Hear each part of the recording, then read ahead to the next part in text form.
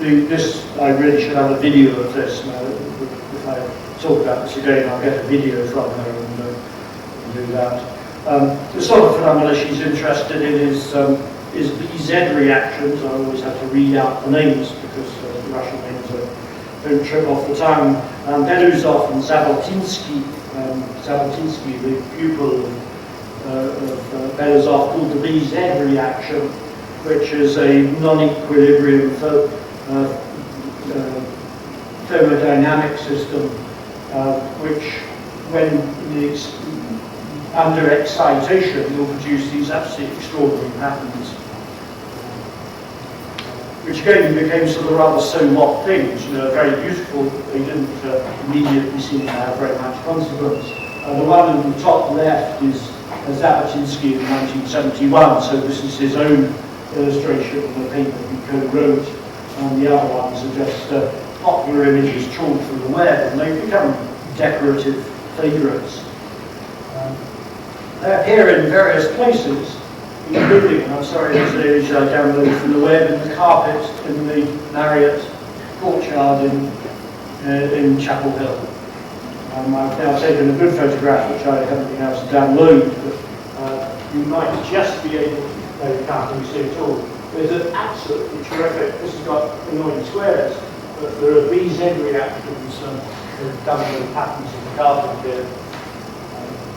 Search on the web hasn't produced any indication of the designer, but it may be purely coincidental. So that may be in the category of my trivial, non-consequential parallels. But these patterns have appeared in various forms in the decorative arts, and I suppose they roughly equal structural intuitions, but I really wouldn't want to push that.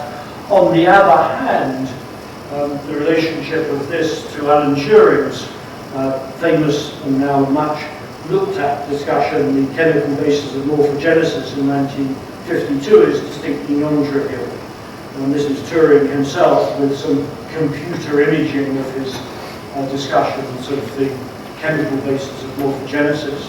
Recently, in the Turing centenary, Nature had an issue devoted to Turing, with a whole range of scientists, particularly biologists, saying that this paper, which was rather overlooked and again became so what, and didn't seem to have much to do with serious biology, has suddenly become a hot topic with self-organizing systems and the actions of epigenetic factors.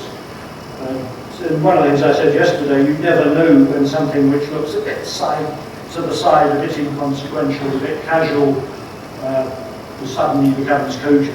And it's in the nature of the shifts in art and science that the trivial could suddenly become important. So it may be even the carpets have become more cogent than they seem to be at this particular moment. Susan just worked in various environments. She worked as artist in residence at the Museum of History and Science in Oxford, which was founded by an alchemist, and when they were excavating to make new exhibition galleries underground, they found lots of alchemical vessels. And she worked on this theme. This is smoke in a bell jar, basically, but very beautifully capturing these very, very complicated vortices, and paying homage back to the old processes of cooking and distillation and alchemy. I've just put beside them an image, one of her Starfield images. Now these are photographs.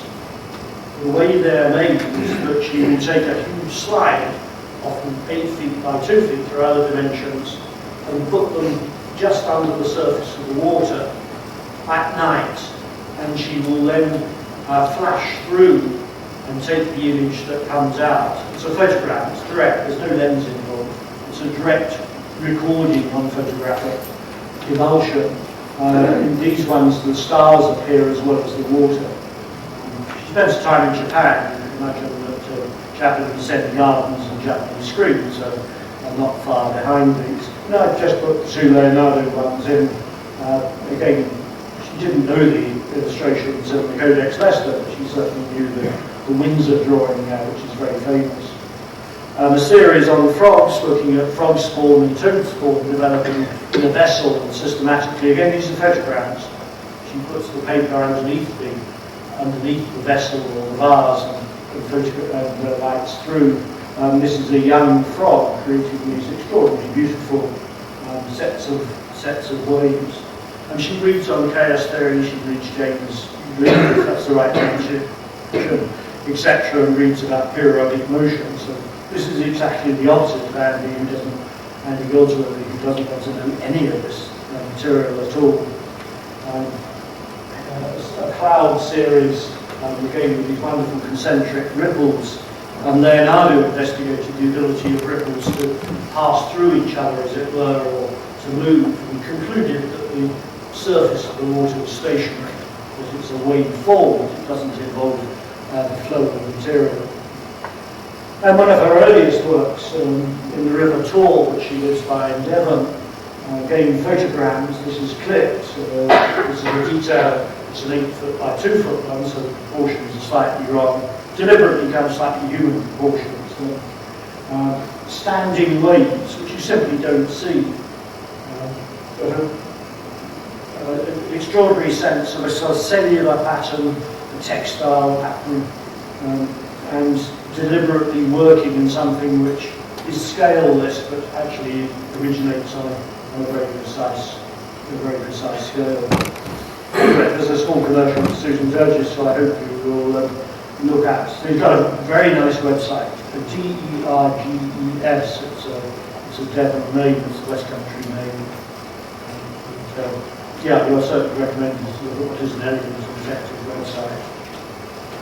And just finally, on the splashing end of the business, Jean-Pierre Luminet, who is an astronomer in Paris working at the National Observatory, he could have appeared in yesterday's talk, and indeed did at one point, but he'll appear in the published version, but I was running out of space, who's proposed, as you see in nature, that there's a finite universe, a polyhedral shape, on a hypersphere, such that you can exit one face and into the other face at the same time. Anyway, he could have appeared in that, but the immediate focus of attention is on the left here, which is an image of cosmic foam looking from a distance, and the last of the magnifications is from the Planck distance, which is excruciatingly small. I won't. Well, actually, let me read out the size of that if I can locate it. Yes, the Planck length, not distance, 10 to the minus 20 of the diameter of the proton. But what is of interest to me here is something that happens in our perception more generally, is that something that looks smooth looks wavy, and then it looks not just wavy but splashy. And that happens across a whole lot of scales, a whole lot of phenomena. And he's an interesting man. He's an artist. He works seriously with musicians. He's a kind of neo-Renaissance man. Again, someone else to look up on the web. Jean-Pierre Luminet. Wonderful name for somebody doing this kind of material. Folding. Folding is rather neglected in the history of art, but it's incredibly important. We tend to accept that pictures in the Renaissance have lots of folds in them. If you think about it, it is incredibly important in giving the plastic sense of the figure. Draper is obviously, most of the figures are going to be draped, unless they're Adam and Eve or St. Sebastian's or crucified Christs. And the science, or the science and art of drapery in the Renaissance, really needs serious looking at. We know Leonardo's discussions of it. This is, some of you may have recognised as Giovanni Bellini, one of the great masters of this plastic faceted drapery. We know artists studied them from linen dipped in plaster, which they then put over models, lay models, I have stated to add, not human models, and let it set so they could discover the fold patterns. But, anyway, this is an art history student here who wants a nice dissertation, who might think of folds. It's less boring than it sounds.